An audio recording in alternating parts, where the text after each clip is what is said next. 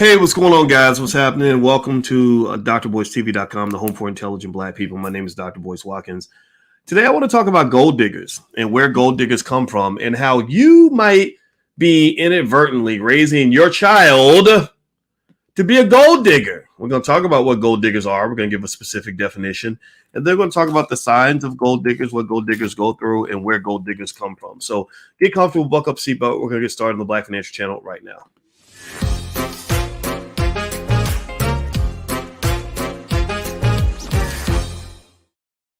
Hey, what's going on, guys? Welcome to the Black Financial Channel. That's theblackfinancialchannel.com. My name is Dr. Boyce Watkins. I'm your friendly neighborhood finance professor. On the Black Financial Channel, we talk about Black wealth every single day, sometimes as much as 10 times a day, under one condition. The condition is that we are Black first. Black first means we put our community at the top of our priority list.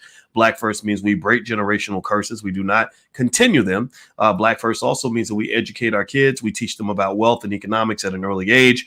We are going to take the lead as a community when it comes to economics and education within the next 30 years, and we're going to get our families back. If you agree with this mission and this philosophy and this objective, put a hashtag B and the number one in the chat, hashtag B1, and everybody type the word gold digger, type gold digger in the chat. How many of y'all think you know what a gold digger is? Like, I ain't saying she a gold digger, but she ain't messing with no broke. How many of you think that if I said the word gold digger, you kind of feel like you know what that means? Give me a yes or no in the chat. And why did this topic come up? Well, let's start with the definition, and then I'm going to kind of talk to you guys about that because I think it's really, really interesting, really fascinating. I watch those stupid, I don't watch them in detail, but every now and then I'll glance on one of those crazy reality shows. You know, those like Ballers' Wives or Real Housewives or Housewives of rich people and they're no longer married or whatever. And the wife's only claim to fame is that she was married to some guy who had money for a little while, and then he eventually went broke because his NFL contract ran out. And it's fascinating to me because if you may not know this, but the first book I ever wrote was called, well, actually the second book, first book I wrote was called Everything You Ever Wanted to Know About College. My second book was called What If George Bush Were a Black Man? My third book was called Financial Lovemaking. And when I wrote that book, Financial Lovemaking, I was really fascinated with love and money and how money shapes how we love each other. Money shapes who's attractive and who's not. Money shapes how people engage and whether a man feels like he's worthy or he's a high value man or if a woman feels like a man is a good man. I would hear people say stuff like I would hear women say, yeah, did you meet so-and-so's new boyfriend? And they were like, no. And they was like, oh, girl, he's a doctor. And then suddenly the fact that he's a doctor makes him attractive. And I would be like, what is it about being a doctor that just makes him a good catch? What if he's a doctor with 8 STDs? Or what if he's a doctor that's going to murder you in your sleep? Does that make him a good catch? Is he a good catch just because he's a doctor?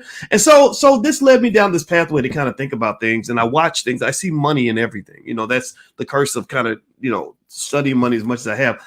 And I'm going to tell you this. So let's start with the definition. What is a gold digger? Well, if you look up the definition of a gold digger is basically described as a person. They typically a woman, but actually men can be gold diggers too. I'm going to talk about that too, where the person forms relationships with other people solely with the objective of getting access to their money. That's it. The guy with the money is handsome and the guy who's broke is ugly. Right? Now, here's the thing. Maybe because we live in a so-called allegedly modern society, gold diggers are not just women anymore. Gold diggers are men. You got the hobosexuals. Anybody meet the hobosexuals? The guys that'll go lay up with a woman so they can get access to her money. That happens a lot too. I have a friend in LA who says that there's a lot of really handsome men in LA who come and try to sleep on her couch. so they're good looking men, but they're looking for a place to shack up and rack up. And there are a lot of black women who are doing really well financially. So it's kind of reversed. They've really inverted your community by working so hard to destroy your men. And then they propped up your women. So your women have the money and the men end up feeling, like they're less than, which obviously money isn't what defines you as a man, but money's important. Having, resources, the ability to take care of your family, it matters to men. And maybe I'm old fashioned with it, but I would feel bad if I could not provide for my family. And in fact, the only reason my wife and I can be professional equals is because we took different paths to success. See, she went through a university. She fit right in. She's a high yellow black woman. She knows about light skin privilege, and she was able to get into spaces that I can't get into spaces. The university that my wife works at does not have one single African-American male employed on the faculty anywhere on that campus. Not one single African-American male. So basically, she was able to become a full professor of social work and rise all the way up that ladder. Me, I got into a fight with my university and they wanted me gone and I wanted to leave. So I went and started my own business. That's why I tell you guys that I believe all black men need to know how to start a business if you want to be economically free. If you're a black man and you can't start a business, then you're kind of in a tough spot because that white man's always going to be trying to tell you what to do. He's going to put his testicles on your forehead. He's going to treat you like you're a little boy. A lot of women have a hard time respecting a man that doesn't have resources, no matter what the situation is. Even if you have a good reason for not having a job, she is still biologically less attracted to you in many cases just because she's now got financial anxiety as a result of the fact that you can't provide. I know it's not politically correct to say it. I know we want to act like money doesn't matter. In fact, if my wife was here, she'd be like, no, Boyce, that's not always true. But no, I think it is. I really do. I think it matters. I think black money matters. All right. So here's the deal. Here's what I'm going to do. Here's how I talk about this topic. If you could do me a favor, hit the thumbs up button. Thumbs up, share, subscribe. Also, don't forget the All Black National Convention's happening October 28th through the 30th in Charlotte, North Carolina. So if you want to join us, just go to boycewatkins.com. You can get a pass there. You can become a vendor. You do a lot of stuff. We're having everything from panels on crypto and investing to politics. We're having a speed dating session. We have spades tournaments. It's a lot of fun. It's a great experience. You'll love it. All right. So anyway, here's what what led me to sort of do this conversation, this video. I wasn't planning on talking today, but sometimes when stuff hits my mind, I got to get it out before I forget it. When you think about a gold digger, here's what I see. I see gold diggers all the time. When I made my first $1 million, I suddenly became a very handsome man. Seriously, let's just lay it on the table. There's places I go now where the people part like the Red Sea. People asking to take pictures, getting autographs. Money is not a thing because I know how to make money. I'm an expert on money, right? So I noticed that I would attract, some attention, some interest, right? And what I would observe is that when you talk about the gold digger, the anatomy of the gold digger, a lot of people are judgmental. They're like, oh, you a gold digger, that's bad. And what's wrong with you? And I'm not saying that it's a good thing. Like I wouldn't date a gold digger. If my wife had been a gold digger, I wouldn't have married her. She had her own money when we got married. But I really became fascinated with that concept. I said, where do gold diggers come from? Now, let me give you some facts that I picked up along the way. Some of it's going to come from Dr. Boyce. Some of it's going to come from Uncle Boyce. Okay, give me permission. I hope it's okay if I tell you the raw truth based on what Dr. Boyce has seen and what Uncle Boyce has observed. So Dr. Boyce sees a gold digging mentality as the result of any kind of craving or deficiency that exists in your life. Think about it like this. When you wake up, you ever wake up one day and you say, I just want something sweet. I want a candy bar. Right. You want sugar or you want something sweet because your body has a deficiency somewhere. And it's saying to you, give me something sweet. Like a pregnant woman will say, for some reason, I really wanted pickles and cheeseburgers or I wanted pickles on my cheeseburger. I don't even like pickles. Right. Because her body was missing some sort of element, some sort of nutrient that the pickles and the cheeseburgers was going to fulfill for her. Right. So a lot of times when I see the gold digger, I see the person who says, I'm going to get money by any means necessary because I have a deficiency. What is that deficiency? Well, it might be something basic, like I got to get my bills paid. I got to take care of my kids. So I'm going to go sleep with this man, do what I got to do to get these bills paid. I don't think that makes you a bad person, to be honest with you. I really don't. I understand. I mean, I really think that generally speaking, if you look throughout history, all the 100,000 years of history, look throughout the animal kingdom, typically the males that have the most resources are the most attractive to the females, whether you're talking about giraffes in the jungle or people or Jewish people in Central Park. Like the males with the resources are the most attractive. It's just a reality, right? We stigmatize it. We say, oh, that's bad. That's so terrible. What's wrong with you? But to some extent, I have a friend from Africa. And her mindset is just like, why would you want to be married to a broke ass man? Like, she's like, no, why would that I'm not going to marry him. I'm not even going to find out if I think he's, but I'll say, well, what if he's a good man? Well, she's like, I don't even want to know if he's a good man or bad man if I know he's broke. Him being broke makes him ineligible to even compete for my attention. Like, she's like, why would I do that? Why would I want my children to starve, because I decided to fall in love with the wrong person? So it's not a bad thing, to be honest with you. I think that gold digging mindset comes from some sort of deficiency. A lot of young girls get out here and nobody's providing for them. Their daddy never left them an inheritance. Nobody left them an insurance policy. Nobody is providing for them resource-wise, financially, emotionally, or otherwise. So they have a deficiency. So they have to, in any psychology book, they will tell you that if you have a void, you can't move past the void. Nothing else matters without the void. If you are in a situation where you don't have food, water, and shelter, you can't focus on nothing else except getting food, water, and shelter. You can't be thinking about love. Who the hell's got time to think about love when your kids are starving? Give me a yes in the chat if you understand what I'm saying.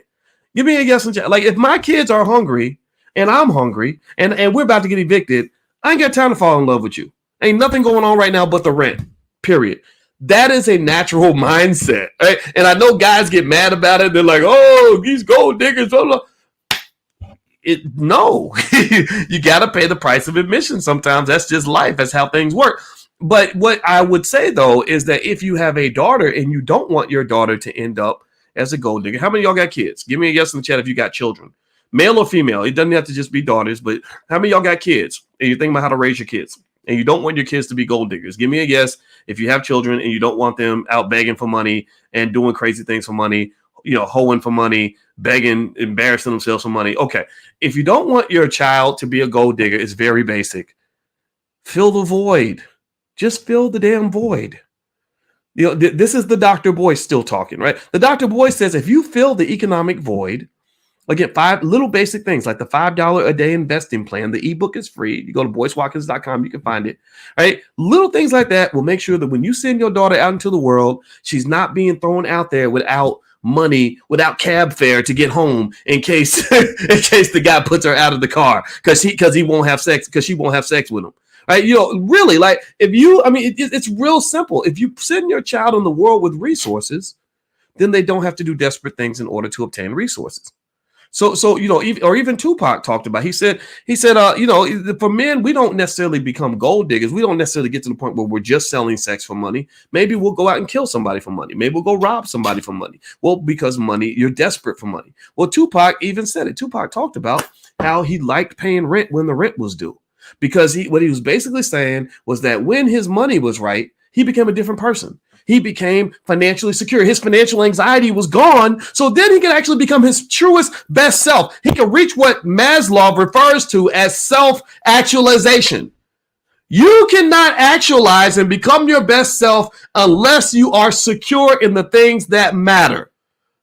So when I see a gold digger, I see a little girl who had a void and she's looking for any pimp, player, hustler, gangster, thug with a couple dollars in his pocket, or exploitative millionaire with 10 STDs and a history of abuse to come along and fill that void, and she's willing to do anything in order to get that void filled.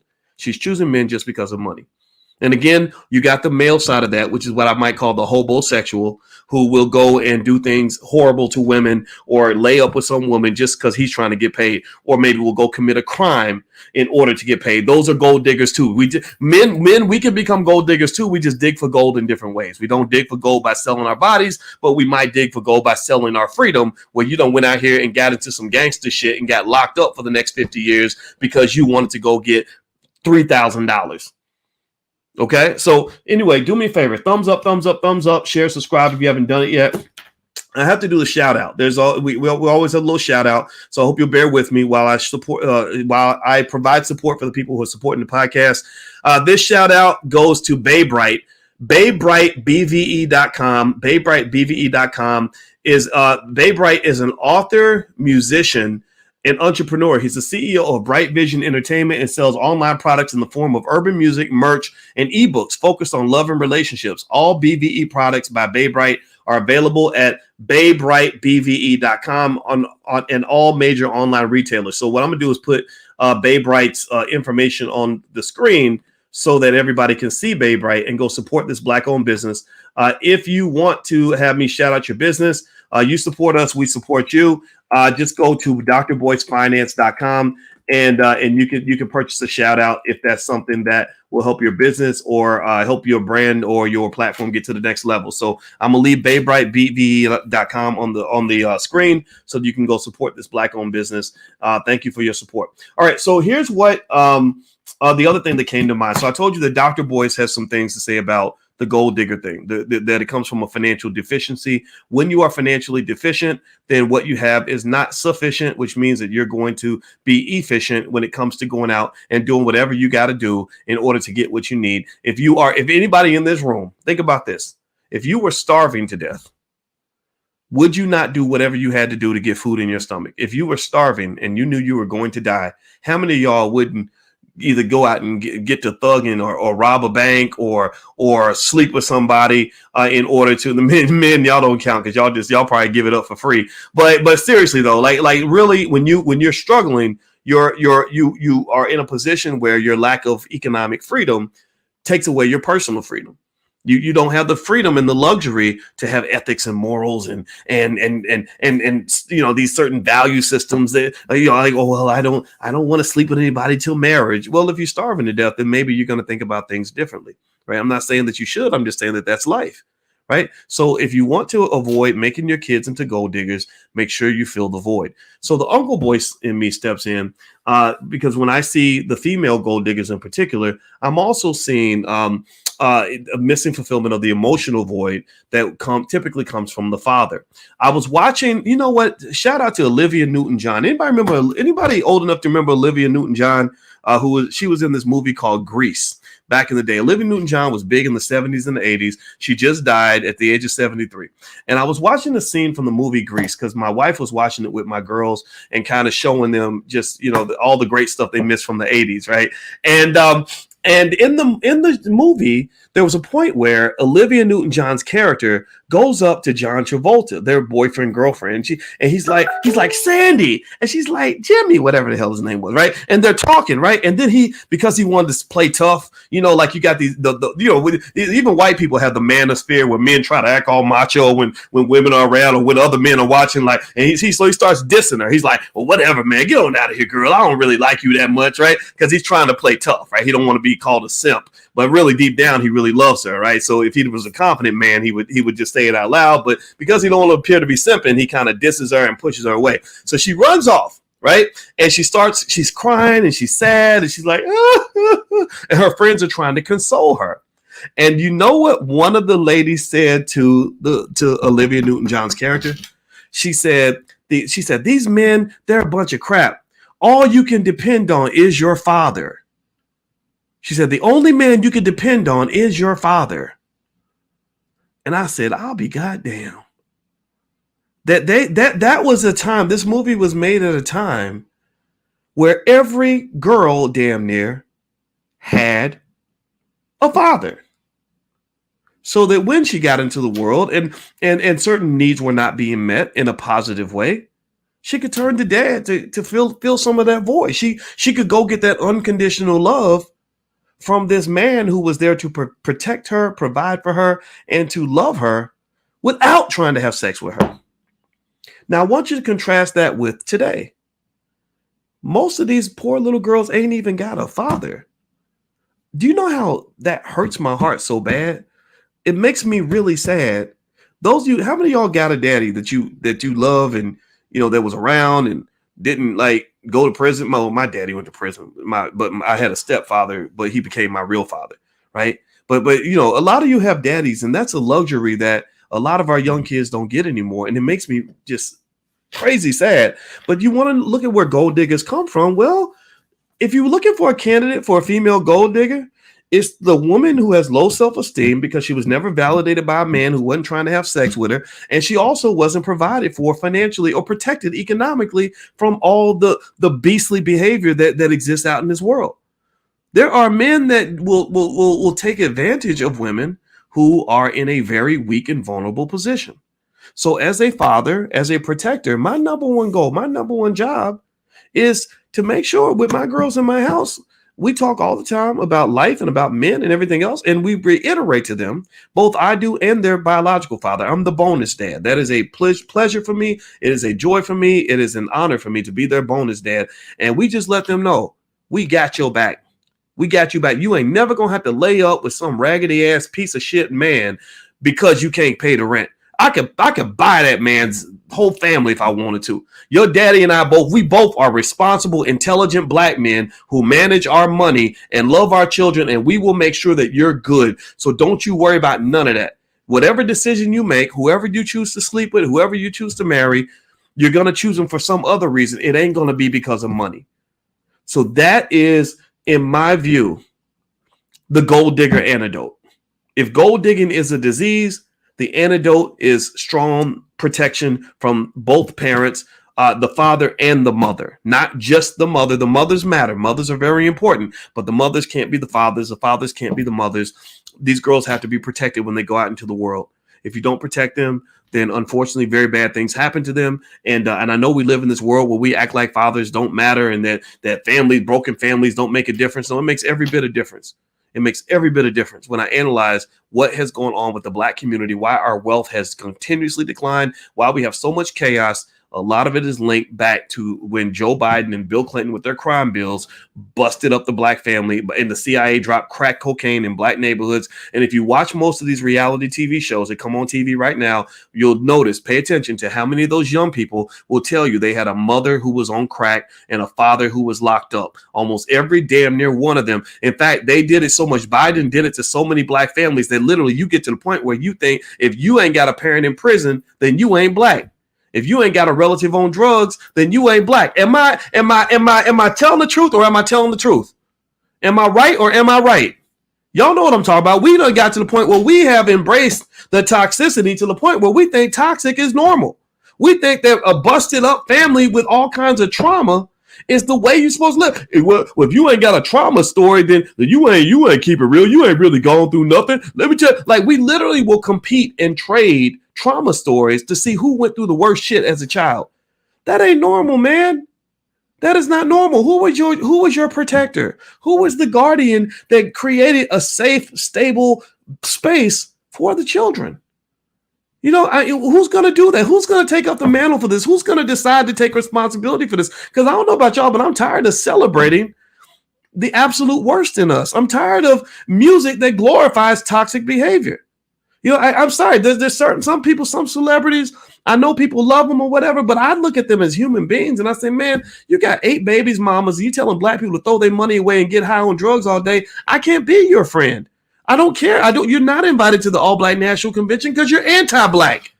In order to be invited, you got to be pro-black. You ain't pro-black if you're trying to get our kids on drugs. Those kids have a future where they could be anything they want. They could be as successful as we want them to be. They will rise to whatever level we push them to. And I'll be damned if you ain't trying to push them to the bottom. So why don't you go put on a robe and just join the Klan because your raggedy ass is as anti-black as any racist white man I have ever seen in my life. You right up there with the lady who got Emmett Till killed in terms of people that are destroying the community. I have no time for that. So long story short, that was my thought for today. I just had to share it. I didn't even plan on doing a podcast. We got other stuff going on today. I'm doing something with Rizza Islam and Maj Touré and Professor James Small a little bit later if you want to pop in. And then tonight we're doing Powernomics training, and that's totally free. So if you want to join any of that, just feel free to go to boycewatkins.com and you can sign up for free. But the last thing I want to do is I want to say thank you to Babe Wright BVE. Babe Wright is an author, musician, and entrepreneur. He is the CEO of Bright Vision Entertainment. He sells online products in the form of urban music, merch, and ebooks focused on love and relationships. All BVE products by Babe Wright are available at BabeWrightBVE.com and all major online retailers. So if you could go and take a look at this Black-owned business, just take a look at this platform, see if you like anything there. I'd appreciate it. And if you want to sponsor a podcast and have me shout you out, you help us, you support us, we'll support you. Feel free to go to drboycefinance.com and you can set that up. All right. So anyway, guys, thank you guys for listening. I hope that this conversation helps you. And what I really want to do is encourage you to craft a vision for your future, and a vision for the future of your family, and a vision for the future of your community. I want to encourage you to understand that that vision is in your control, that there ain't no white man that can take that vision away from you. Ain't no raggedy Negro naysayer that can take that vision away from you unless you allow them to. There's nothing that can stop you from that vision, but you got to commit to it. You got to believe in it. You can't let nobody slow you down, and you got to go hard. And my vision, one of my visions, is that our children grow up in a space where they are protected economically and emotionally and otherwise, so that when they get older, they're not in a situation where somebody's going to be able to take advantage of them. Usually pimps take advantage of poor little girls because those poor little girls never had a daddy that did his mother-fucking job. The daddy didn't do his job, so the pimp stepped in. And I'll be damned if I'm going to let my kids go get pimped. All right. And I don't want that to happen to you either. So give your children economic security so they don't have to become gold diggers, male or female. They should not be selling themselves in order to get money. But the only way they'll end up doing that is if you don't prepare something for them while they're young. Got it? Give me a yes in the chat if we can agree that that's what we're going to do. I don't care what the rest of the world is doing. I don't care what people down the street are doing. I don't care what people are doing on TV. Give me a yes in the chat if you're going to go in there and clean your house and take care of your family and do right by the people you care about. If you give me a yes in the chat, then we can go, because I need to get that verbal confirmation from everybody to know that this conversation was not in vain. This was right at my nap time, but I said the spirit was in me. I had to let it out, and I want to make sure that this was worth that time. Okay. All right. God bless you, everybody. It was great talking to you. I'm going to chime back in a little bit later. I got Professor James Small coming in with Rizza Islam, Maj Touré from Black Guns Matter. We're going to do a roundtable talk later on tonight. Dr. Claude Anderson will be joining us most likely. I think Dr. Anderson's going to be able to make it today. He's his health is, he's an older man now, but I think I got him able to come in tonight for the Dr. Boyce Book Club. We are studying Empowernomics every Wednesday night. It is completely free to the community. So if you'd like to join, just go to boycewatkins.com and you can find all of that in there. Or if you're on Instagram, you hit the link in the bio. So everybody, take care. Have a good day. It was great talking to you, and I will chime back in a little bit later. Be good. Peace.